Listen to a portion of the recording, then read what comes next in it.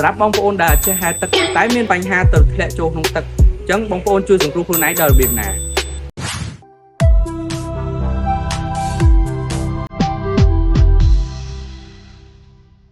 ជាសួរបងប្អូនទាំងគ្នាអញ្ចឹងខ្ញុំមកប្រាប់ពីតិចនេះមួយចំនួន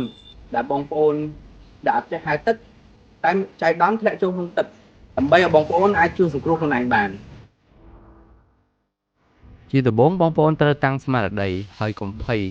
ហើយកុំព្យាយាមរើបំរាស់នៅក្នុងទឹកព្រោះការរើបំរាស់វានឹងធ្វើឲ្យខ្លួនបងប្អូនកាន់តែលិចនិងមិនអាចដកដង្ហើមបានហើយបងប្អូនព្យាយាមបក់ដៃជើងតិចតិចដែលអាចឲ្យខ្លួនអណ្ដែតបានមួយវិញទៀតអ្វីដែលបងប្អូនត្រូវដឹងគឺវិធីសាស្ត្រនៃការដកដង្ហើមពេលធ្លាក់ចូលទៅក្នុងទឹកសូមបងប្អូនទប់ដង្ហើមកុំដកដង្ហើមចូលតែបងប្អូនអាចដកដង្ហើមចេញបានមិនថាតាមមាត់ឬក៏តាមច្រមុះអញ្ចឹងអ្វីដែលបងប្អូនត្រូវធ្វើបន្ទាប់គឺព្យាយាមប្តីខ្លួនដោយបក់ដៃជើងតិចតិចនិងដាក់ច្រមុះយើងឲ្យខ្ពស់ជាងទឹកដោយ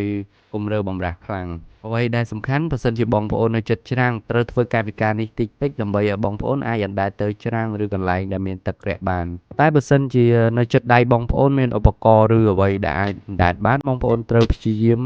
ចាប់កាន់វត្ថុទាំងនោះដោយអោបជាប់នឹងទ្រូងឬតាមរបៀបដូចដែលបានបង្ហាញនេះក៏បានឬក៏គៀបជាប់នៅត្រង់ចន្លោះភ្លៅរបស់បងប្អូនក៏បានដើម្បីរងចាំការជួយសង្គ្រោះនានាសូមជម្រាបបងប្អូនថាវិធីសាស្ត្រទាំងនេះជាវិធីសាស្ត្រដែលអ្នកជួយសង្គ្រោះទូទាំងពិភពលោកតែងតែបង្ហាញទៅកាន់បងប្អូនដែលមានបញ្ហាប្រឈមនៅក្នុងការលង់ទឹកនេះចុងក្រោយបើសិនជាបងប្អូនចង់រៀនហែលទឹកសូមកុំភ្លេចសាលា Blue Dolphin Swimming Club អរគុណបងប្អូនសម្រាប់ការតាមដានវីដេអូនេះបាយបាយ